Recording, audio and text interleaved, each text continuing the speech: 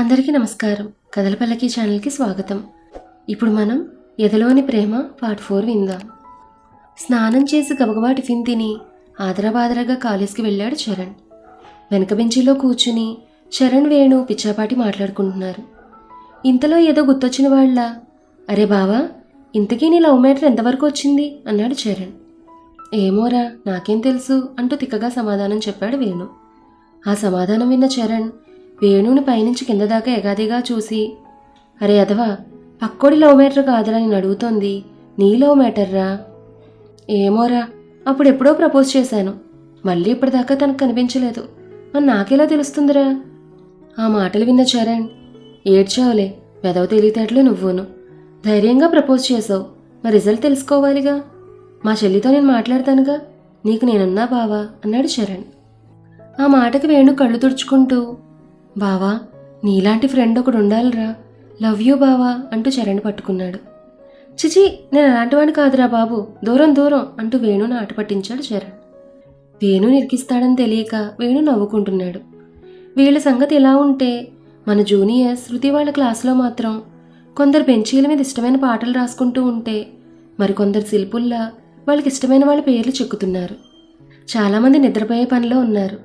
అప్పటికే ఒక రౌండ్ పూర్తయిపోయిన శిరీష బద్ధకంగా లేస్తూ, నెక్స్ట్ క్లాస్ ఎవరిదే అంది చిరాగ్గా. నిఖిత బెంచి మీద కూర్చుని, ఎవరు పేరు చెప్తే మన క్లాస్ అంతా వణికిపోతారో, ఎవరు పేరు చెప్తే మన చేతులు మనకు తెలియకుండానే మన మెడలో నాట్యం చేస్తాయో ఆయనే the great Rajababu sir. Nikhita అలా అనగానే అందరూ గొళ్ళును నవ్వేశారు ఒక్కసారిగా. ఇంతలా ఆయన రావడంతో క్లాస్ అంతా ఒక్కసారిగా నిశ్శబ్దం అలుముకుంది. సార్ క్లాస్ చెప్పడం మొదలుపెట్టారు. ఇంతలో సునీల్ ఏదో రాసుకుంటుండడంతో, ఎరా బాబు, నేను చెప్పినప్పుడు రాసుకుందువుగానిలే గాని ముందు నా వైపు చూడు, అందరూ సరిగ్గా నిటారుగా కూర్చుని నా వైపు చూడండి, ఎందుకు దిక్కులు చూస్తున్నారు అంటూ గయ్యమన్నాడు. క్లాస్ మొత్తం అయ్యేదాకా ఆయన వైపే చూడాలి. తల కాస్త అటు ఇటు కూడా తిప్పకుండా అలానే చూసేసరికి కొందరికి మెడకాయలు పట్టేసేవి. నిఖిత కాస్త వెనక్కు జరిగి మెడ తిప్పకుండా శృతి శిరీషలకు మాత్రమే వినిపించేటట్టు మొదలెట్టాడే బాబు నాస. ఈయనేమైనా ఫిగరా అలానే చూస్తూ ఉండడానికి? అలా అనేసరికి శృతి నవ్వు ఆపుకుంది. పాపం సంధ్య మాత్రం పక్కున నవ్వేసింది. అలా నవ్వగానే శృతి నిఖిత కూడా పెద్దగా నవ్వేశారు. స్టూపిడ్స్, ఎందుకు నవ్వుతున్నారు, మీకేం పని పాట లేదా అంటూ ఆయన తిట్టినా వినకుండా అలానే పెద్ద పెద్దగా నవ్వుతున్నారు ముగ్గురు. ఇంకా ఆయనకి చిర్రెత్తి గెట్ అవుట్ అంటూ పెద్దగా అరిచాడు. ముగ్గురు బయటకు వెళ్తూ చెప్పావులే పెద్ద క్లాసు, తర్వాత టెక్స్ట్ బుక్లో చూసుకోవచ్చు, మీరు చెప్పేది కూడా అదే కదా, యాజ్ ఇట్ ఈజ్ దించేస్తావు టెక్స్ట్ బుక్లోది అనుకుంటూ నవ్వుతూ ముగ్గురు బయటకు వెళ్ళిపోయారు.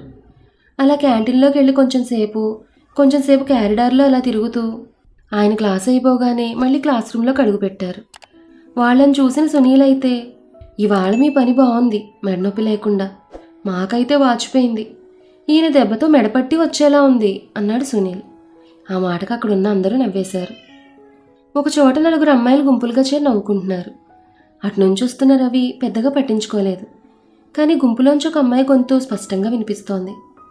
అది ఎక్కడో విన్నట్టుందే అనుకుంటూ వెనక్కి తిరిగి చూశాడు.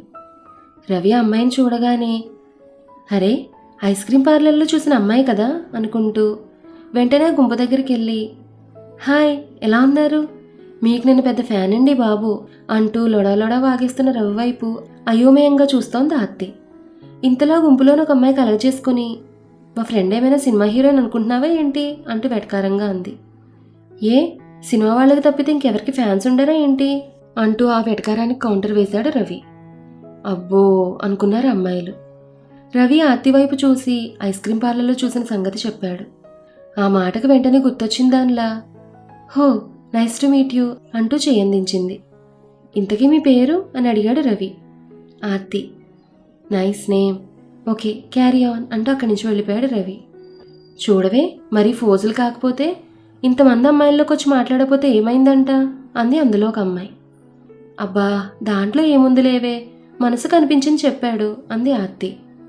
సరే, అది వదిలే, తంది మనేజేగా, మరీ అంత రెస్పెక్ట్ ఇవ్వడం ఎందుకు మరి, ఓవర్ యాక్షన్ కాకపోతే అందా అమ్మాయి మళ్ళీ.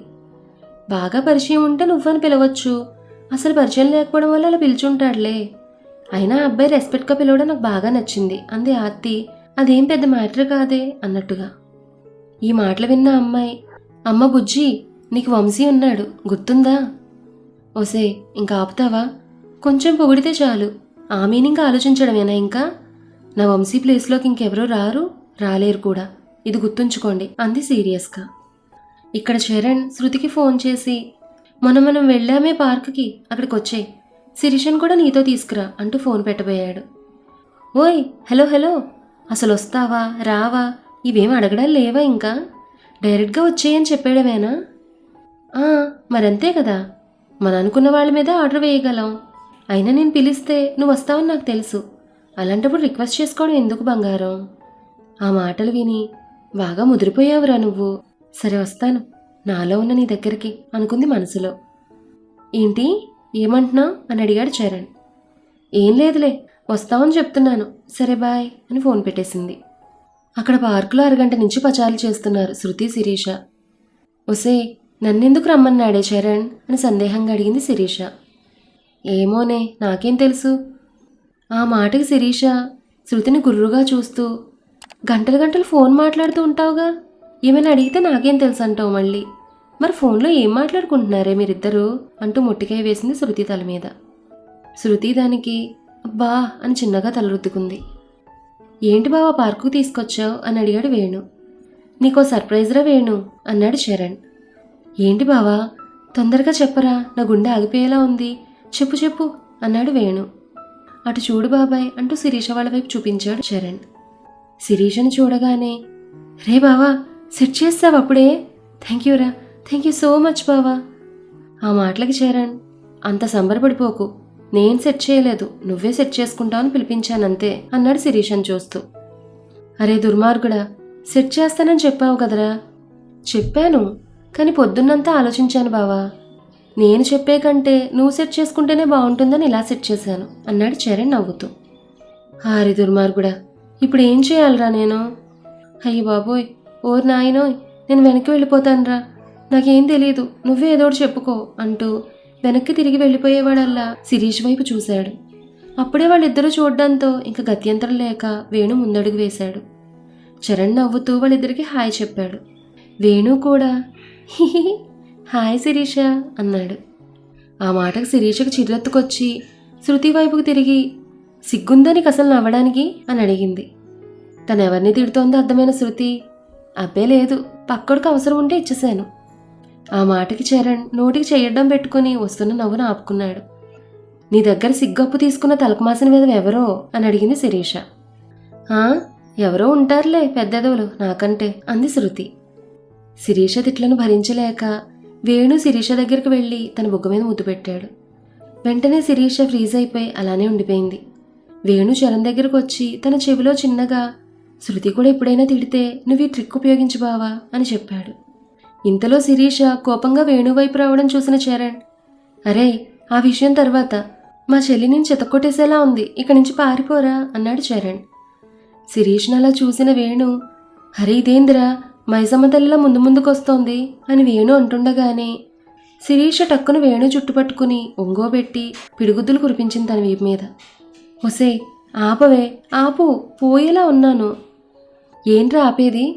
ప్రపోజ్ చేశావు, సరే ఓకే చేద్దాం అనుకుంటే అసలు కంటికి కనిపించలేదు, మళ్ళీ నీ రోజులకొచ్చి హిహిహి అంటే నాకు కాలదా?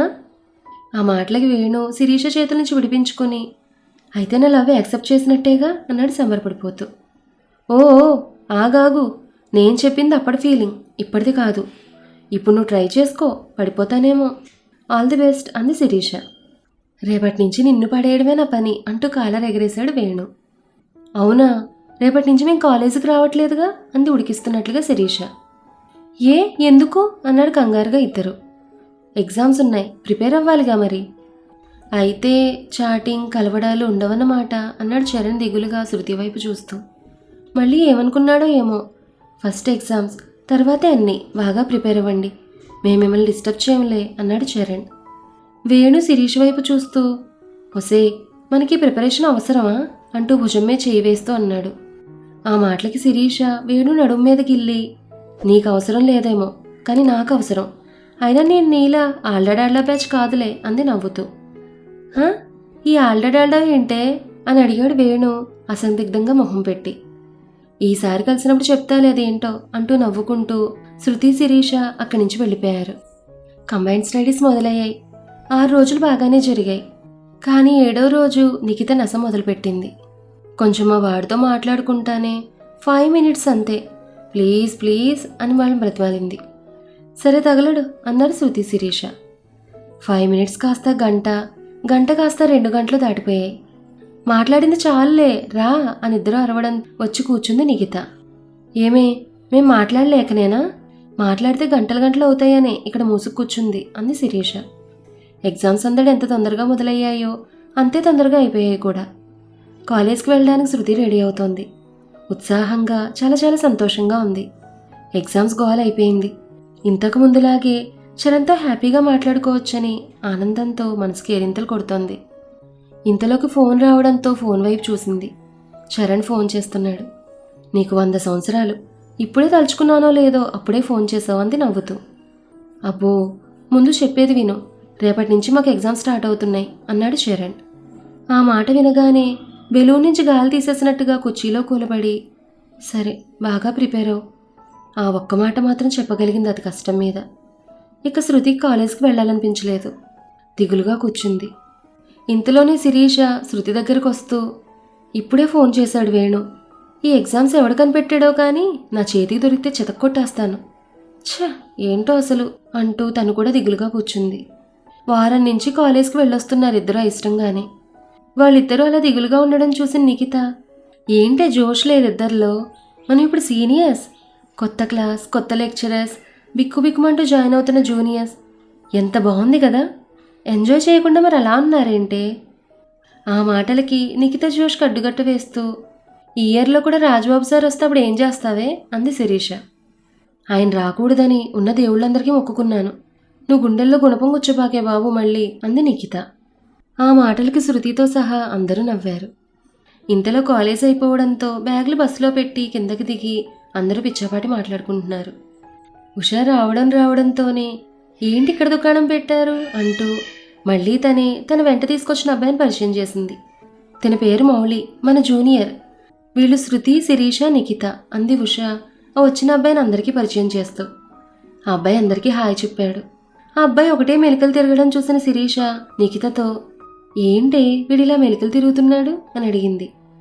అర్జెంటేమో, ఉండు చెప్తా అంటూ, బాబు జూనియర్, కింద ఫ్లోర్లో ల్యాబ్ పక్కన రెస్ట్ రూమ్ ఉంది, వెళ్ళు బాబు వెళ్ళు అంది అతన్ని చూస్తూ. ఆ మాటకి అతను గుర్రుగా చూసి అక్కడి నుంచి వెళ్ళిపోయాడు. ఉషాకి ఏం అర్థం కాక, వాష్రూమ్ ఎక్కడుందో ఎందుకు చెప్పావే అని అడిగింది. మరి అబ్బాయి మెలికలు తిరుగుతున్నాడుగా, అర్జెంటేమో అని చెప్పాను కాదా అని అడిగింది అమాయకంగా.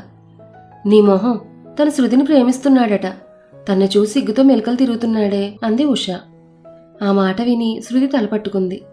మిగిలిన వాళ్ళందరూ అబ్బో అన్నారు. ఇంకక్కడి నుంచి శృతి ఎక్కడికి వెళ్తే అక్కడికి రావడం, తను పలకరించడానికి ప్రయత్నించడం, ఇవన్నీ శృతికి చాలా ఇబ్బందిగా అనిపించింది. కాలేజ్ ఎంట్రన్స్ దగ్గర నుంచున్నాడు మౌళి. శృతి కనిపించగానే గుడ్ మార్నింగ్ శృతి అన్నాడు నవ్వుతూ. నువ్వేమైనా ప్యూన్వా, రోజు గుడ్ మార్నింగ్ గుడ్ ఆఫ్టర్నూన్ చెప్తున్నా ఇక్కడ నిలబడి అంది కోపంగా. అలాగే అనుకో, దానిలో ఏముంది అన్నాడు అదే నవ్వుతో మౌళి. చూడు, నువ్వు నన్ను ప్రేమిస్తున్నావని ఉషా నాకు చెప్పింది, నాకు ఇంట్రెస్ట్ లేదు. నా మౌనంతో నిన్న చుట్టూ తిప్పుకోవడం నాకు ఇష్టం లేదు, వదిలే. ఇంకా నువ్వు ఆశలు పెంచుకోవడం నాకు ఇష్టం లేదు, ప్లీజ్ ఇక నుంచి నన్ను ఫాలో అవడం మానే అంది సీరియస్గా. కానీ మౌళి పెద్దగా పట్టించుకోలేదు. పొగరుగా తలగిరేసి అక్కడి నుంచి వెళ్ళిపోయాడు. మౌళి శృతికి పెద్ద తలనొప్పిగా మారాడు. పరీక్షలు అయిపోవడంతో చరణ్ శృతిని కలవాలని అనుకుంటూ ఫోన్ చేతిలోకి తీసుకున్నాడు.